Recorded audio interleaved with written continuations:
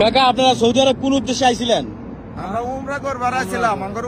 এখন আপনারা এই পরিস্থিতি করে এইখানে করে রাস্তার মধ্যে করে কেডা জিয়াদ দালাল? আপনারা দালাল? দালাল জিয়াদ নাম, হ্যাঁ মুর্শিদাবাদ বাড়ি। হ্যাঁ সে আনছে আপনারা? হ্যাঁ হ্যাঁ।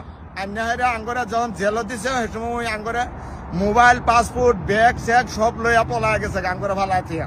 হ্যাঁ তো এখন আপনার এই পরিস্থিতি? হ্যাঁ আজকে ধরেন মঙ্গলবার তানে আজকে আঙ্গরে 5 দিন ধরে আমরা রাস্তা পড়ে আছি, খাবার পাই না, থাকবার পাই না, কোনো কিচ্ছু না। পুলিশের ধরে নিলেও আঙ্গরে রাহে না, থানার থাকবার চাই তাও রাহে না, থানায়ও নেয় না। আচ্ছা আপনার দেশের বাড়ি কই কাকা? আমার দেশের বাড়ি হলো দরং ডিস্ট্রিক্ট, পূব মঙ্গলদৈ বালাবাড়ি। আপনার? দক্ষিণ শালমারা, আসাম দক্ষিণ শালমারা সমষ্টি। সবাইকে বিশেষভাবে অনুরোধ করতেছি, সবাই অবশ্যই ভিডিওটা বেশি বেশি করে শেয়ার করে দেবেন।